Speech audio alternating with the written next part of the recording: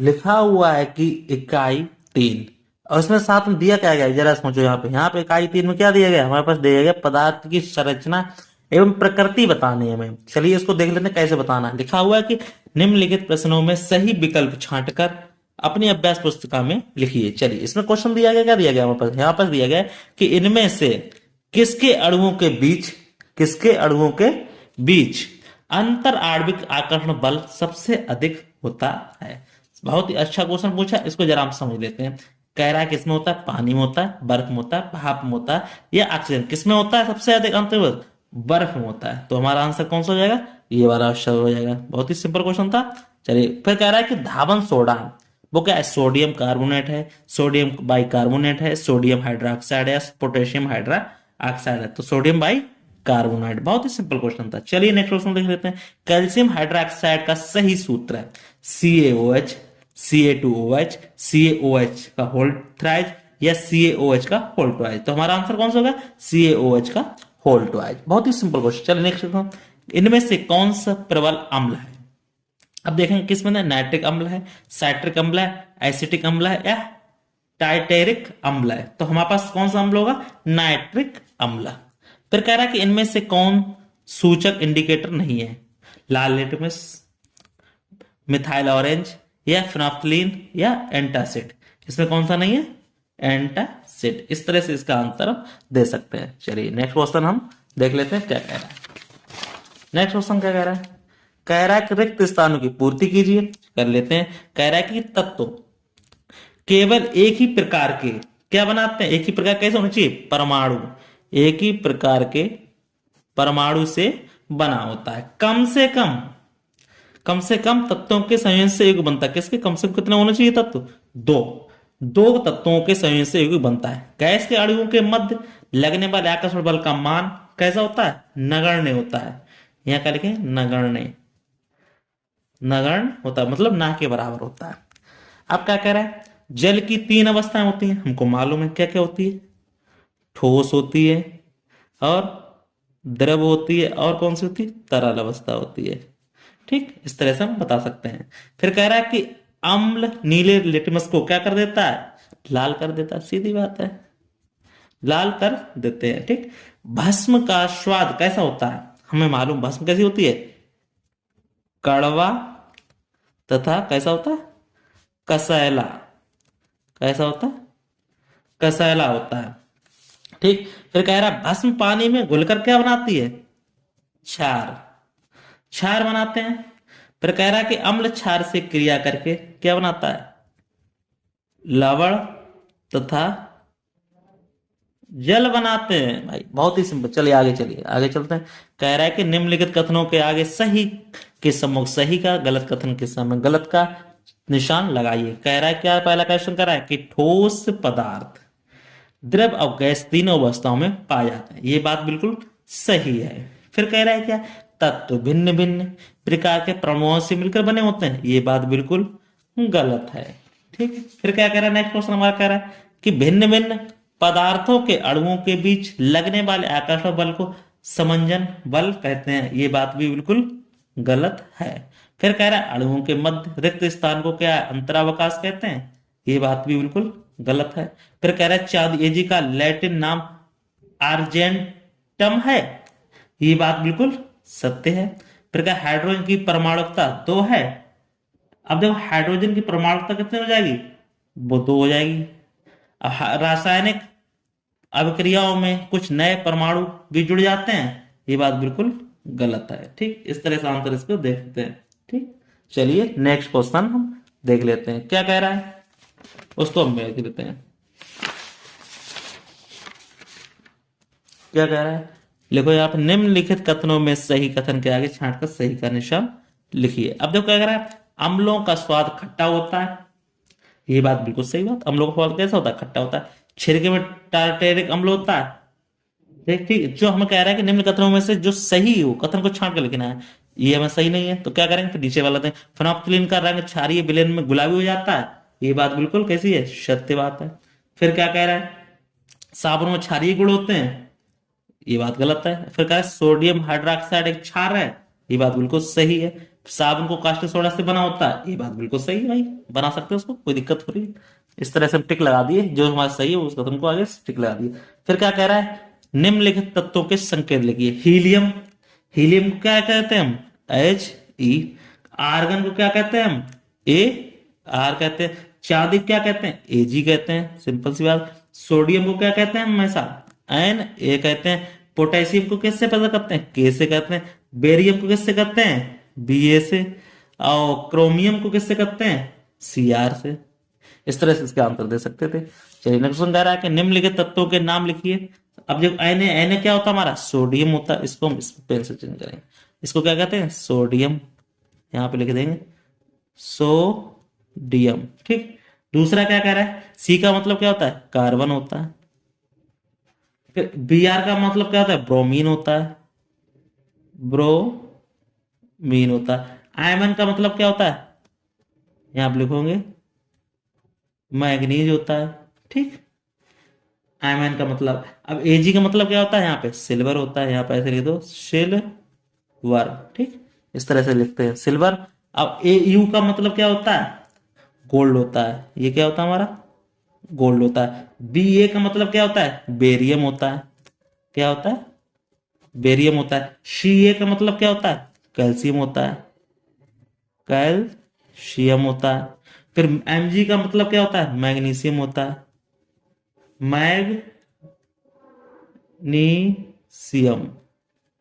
ठीक, इस तरह से हम इसके आंसर दे सकते हैं। फिर ने कह रहा है कि निम्नलिखित युगों को तत्व कौन कौन से सम्मिलित हैं, ये भी हमको बताना है। तो देखो इसमें क्या दिया गया हमारा, सी ए सी एल टू दिया गया। ठीक, इसमें क्या दिया है, सी ए सी एल टू। ऐसे कौन कौन से तत्व है, जरा देखो इसमें। ये सी ए क्या हो गया हमारा, कैल्शियम हो गया, तो लिखेंगे यहाँ पे, यहाँ पे किस तत्व है, यहाँ लिख दो कैल्शियम। और कौन सा मिला हुआ है हमारे पास, क्लोरीन, यहाँ पे लिख देंगे ऐसे करके क्लोरीन। फिर क्या करा है, यहाँ पे क्या दिया, Al2 और SO4 है, तो यहाँ क्या मालूम है, Al का मतलब क्या हो गया, एल्युमिनियम, तो एल्यूमिनियम, एल्यूमिनियम। और संगम क्या मिला हुआ है, इसका मतलब क्या हुआ है, यहाँ पे सल्फर मिला हुआ है। और हमारे पास O का मिला हुआ, O का मतलब क्या हो गया, यहाँ पे ऑक्सीजन मिला हुआ है, यहाँ पे क्या मिला हुआ, ऑक्सीजन। इस तरह से दे सकता है। फिर क्या कह रहा है, एमजीओ, एमजी का मतलब क्या है, मैग्नीशियम, तो यहां लिख देंगे इसको मैग्नीशियम, मैग्नीशियम। और ओ का मतलब क्या हो जाएगा, ऑक्सीजन, यहां इसका मतलब क्या हो जाएगा, ऑक्सीजन। इस तरह से इसका आंसर दे सकते हैं। चलिए नीचे नेक्स्ट क्वेश्चन का पी है, पी का मतलब क्या हो गया, फॉस्फोरस, यहां पे लिख देंगे फास्फोरस।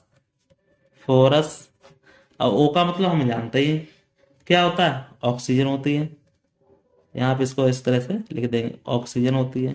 फिर कह रहा है कि CaCO3 है, तो क्या इसमें मिला हुआ है, कैल्शियम मिला हुआ है, यहाँ पे लिख देंगे कैल्शियम।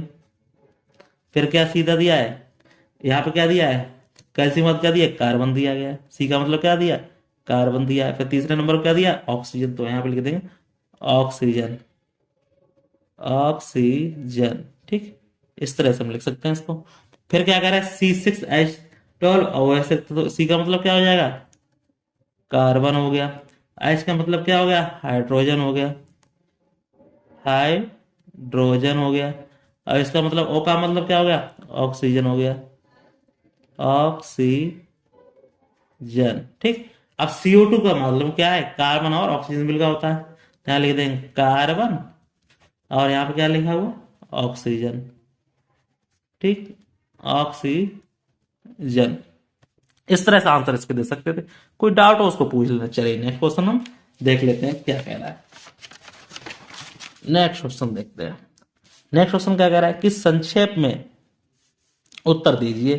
क्या कह रहा है कि एक यौगिक का सूत्र, एक यौगिक का सूत्र NaOH है, इनमें से कौन से तत्व संयोजित हैं। अब देखो NaOH में क्या क्या मिला हुआ, देखो यौगिक हमारे पास क्या दिया गया, यहाँ पे देखो, यहाँ पे लिखेंगे उत्तर, यहाँ पे लिखेंगे यौगिक, तो यौगिक हमारे पास क्या है, NaOH, लिखो यहाँ पे NaOH। ठीक, अब NaOH में क्या मिला हुआ, देखो यहाँ पर ये क्या मिला हुआ, सोडियम, तो यहाँ लिख देंगे सोडियम, सोडियम। और संगम क्या मिला हुआ है, ऑक्सीजन, यहाँ लिख देंगे ऑक्सीजन, अब फिर क्या मिला हुआ है? हाइड्रोजन। तो यहां लिख देंगे हाइड्रोजन। ठीक। कौन कौन सा तत्व सम्मिलित है बता दिया। एनएच में क्या क्या? सोडियम, ऑक्सीजन और हाइड्रोजन। चलिए नेक्स्ट क्वेश्चन कह रहा है, कि ठोस पदार्थ किस प्रकार द्रव और गैसों में भिन्न है। इसको देख लेते हैं उत्तर। यहां आप डालेंगे, यहां लिखेंगे ठोस पदार्थ, ठोस पदार्थ निम्न प्रकार, निम्न प्रकार द्रव एवं गैसों से भिन्न है। कैसे हैं वो जरा समझ लेते हैं इसको। नंबर एक कैसे है? ठोस पदार्थों के अणु, ठोस पदार्थों के अणु द्रव एवं, द्रव एवं गैसों की अपेक्षा, द्रव एवं गैसों की अपेक्षा क्या है? अत्यधिक निकट होते हैं। अत्यधिक कैसे होते हैं? निकट होते हैं। ठीक, इस तरह से देख सकते हैं। नंबर दो क्या बात कह रहा है हमसे? ये कह रहा है कि ठोस पदार्थों में, ठोस पदार्थों के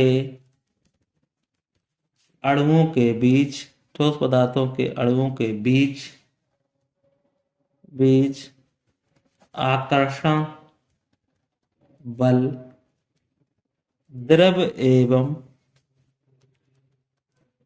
द्रव एवं गैसों की अपेक्षा, द्रव एवं गैसों की अपेक्षा बहुत कैसे होते हैं? बहुत अधिक होते हैं, बहुत अधिक होते हैं। ठीक, इस तरह से हमारा ये आंसर हो।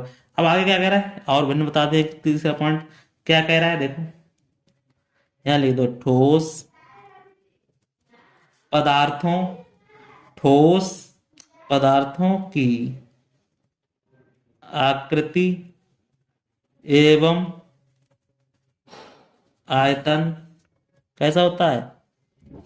निश्चित होता है, जबकि द्रव पदार्थों की आकृति, द्रव पदार्थों की आकृति कैसी होती है? निश्चित नहीं होती। आकृति कैसी होती है? निश्चित नहीं होती है, निश्चित नहीं होती है। और क्या होता है? आयतन, आयतन निश्चित होता है, आयतन निश्चित होता है, तथा, तथा गैसों की ना तो आकृति निश्चित होती है, ना ही आयतन निश्चित होता, ना ही आयतन निश्चित होता, ना ही आयतन निश्चित, ना आयतन यहाँ लिख दो निश्चित होता है। इस तरह से इसका आंसर दे सकते थे। कोई डाउट हो उसको पूछ लेना। चलिए नेक्स्ट क्वेश्चन हमारा क्या कह रहा है उसको देख लेते हैं। कह रहा है कि रासायनिक तत्वों के प्रतीक उपयोग करने का क्या लाभ है। चलिए इसको हम देख लेते हैं। यहाँ पे इसको उत्तर डालेंगे, यहाँ पे लिखेंगे तो लिखेंगे रासायनिक, रासायनिक तत्वों के प्रतीक का उपयोग, रासायनिक तत्वों के प्रतीक का उपयोग करने में, करने से हमें, करने से हमें क्या मिलता है? रासायनिक अभिक्रिया दर्शाने में, दर्शाने में आसानी होती है, आसानी होती है, जिससे यह पता चलता है कि अभिक्रिया में तत्व के कितने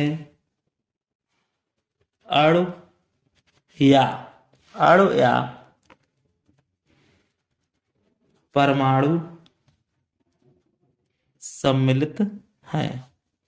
यहाँ लिख देंगे, सम्मिलित है।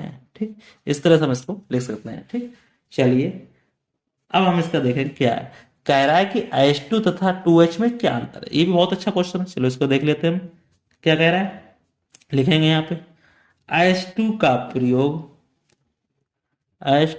प्रयोग हाइड्रोजन के एक ऐसे ले दो यहाँ पे, एक अणु को दर्शाने के लिए होता है,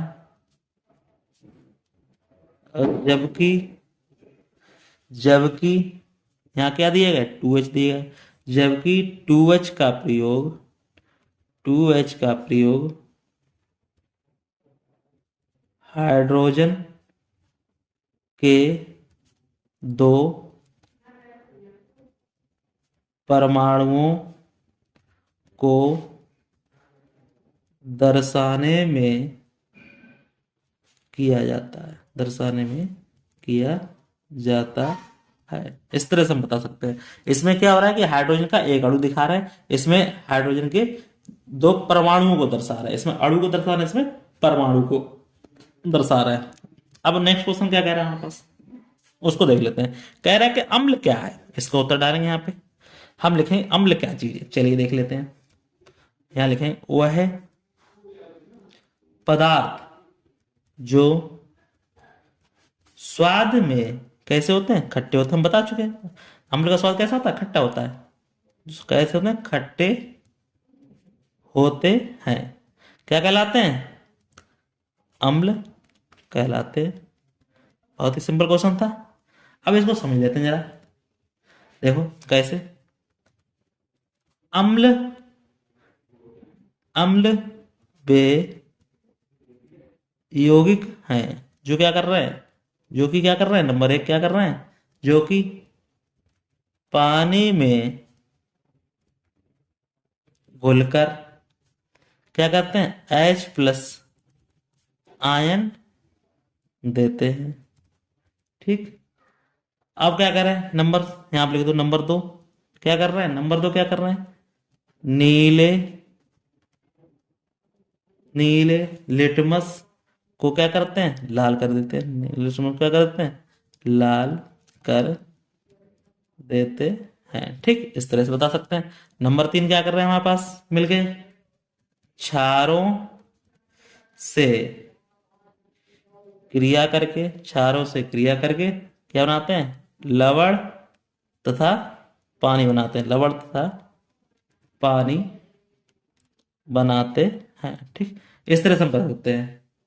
अब कोई पूछे उदाहरण इनका, तो उदाहरण हम यहाँ दे सकते हैं। एक उदाहरण दे देते हैं। उदाहरण क्या है, उदाहरण देखें यहाँ पे, उदाहरण दे देंगे। यहाँ उदाहरण क्या होता है, जैसे H2SO4 मतलब सल्फ्यूरिक अम्ल, H2SO4 और HCl हो जाएगा, और हमारा क्या हो जाएगा, HNO3 क्या हो जाएगा, नाइट्रिक अम्ल। ठीक, इस तरह से उदाहरण इसके दे सकते हैं। चलिए नेक्स्ट क्वेश्चन हम देख लेते हैं। नेक्स्ट क्वेश्चन हमारा क्या कह रहा है, उसको देख लेते हैं। नेक्स्ट क्वेश्चन हमसे क्या कह रहा है, ये कह रहा है कि सूचक किसे कहते हैं, किन्हीं दो सूचक के नाम बताइए। अम्ल तथा क्षार का इस पर क्या प्रभाव पड़ता है, इसको हम समझ लेते हैं। चलिए उत्तर डालेंगे यहाँ पे, और इसको पूरा इसका भाव देख लेते हैं। क्या कह रहा है, देखो, अम्ल एवं क्षारक की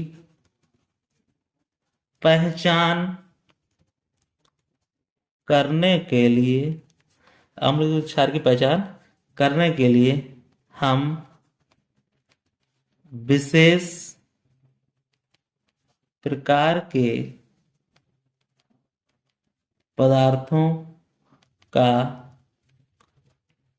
उपयोग कर सकते हैं।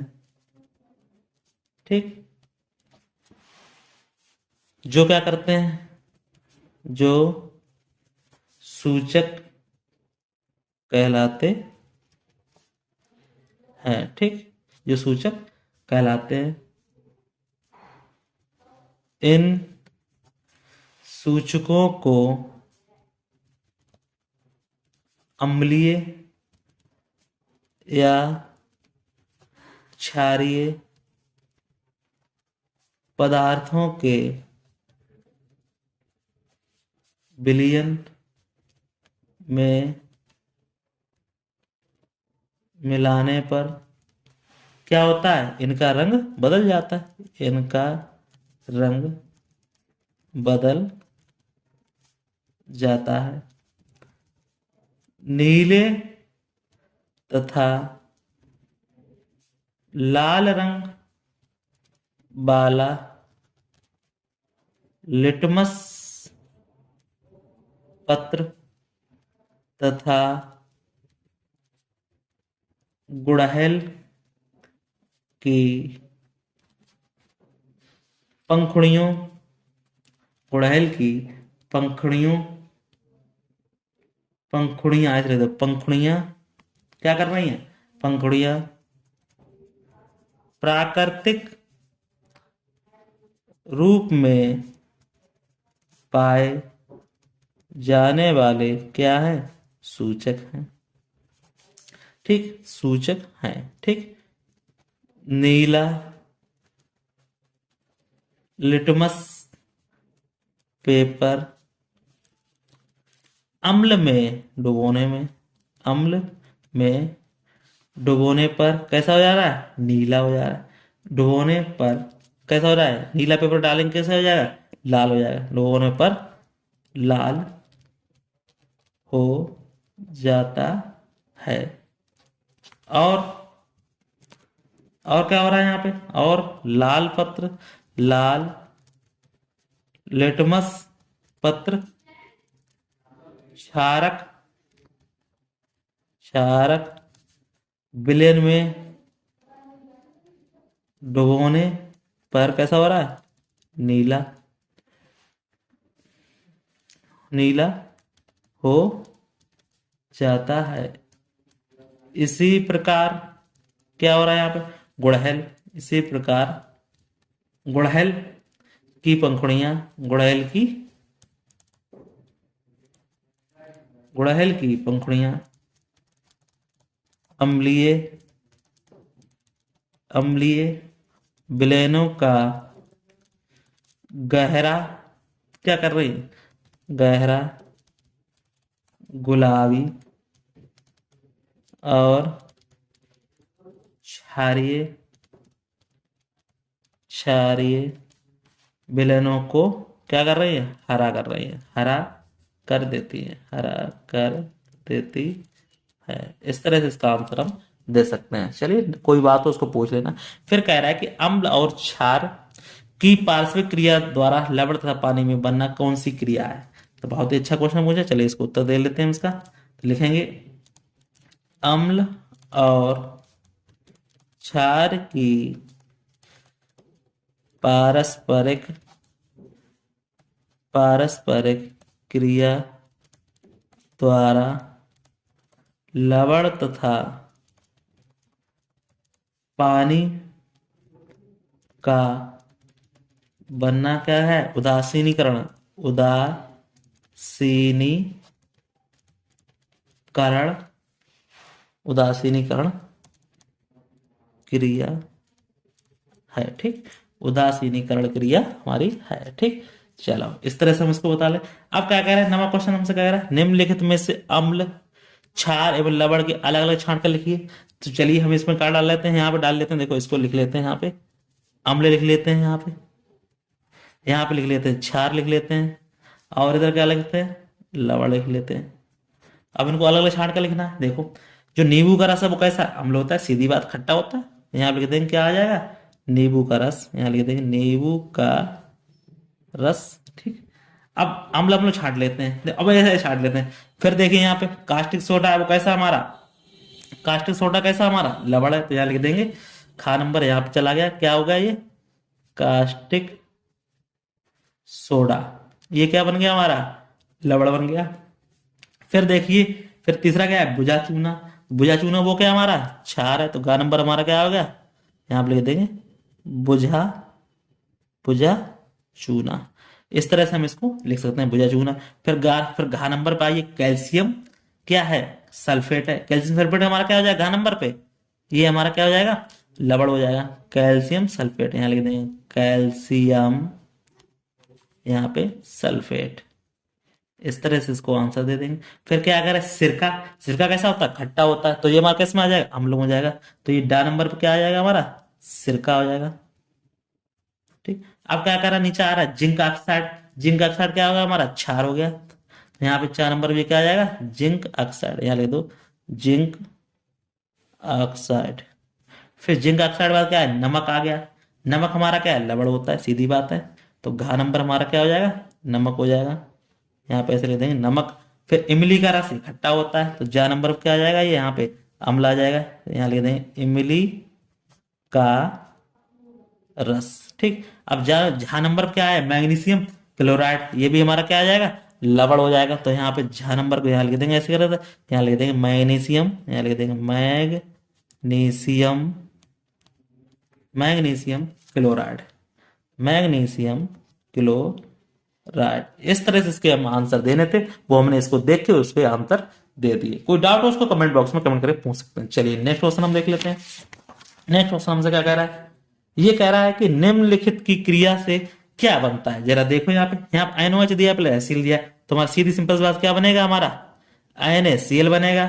अब प्लस के क्या बनेगा हमारा, H2O बनेगा। क्या बनेगा, ये जल बनेगा। तो यहाँ पे NaCl क्या बन गया, सोडियम, यहाँ लिख देंगे sodium chloride, sodium chloride. Plus का ये क्या बन गया हमारा, जल बन गया। अब NaCl है, नमक है, सीधी मिल क्या बन गया, ये NaCl बन गया। तो ये क्या बन गया हमारा, सोडियम क्लोराइड, सोडियम क्लोराइड।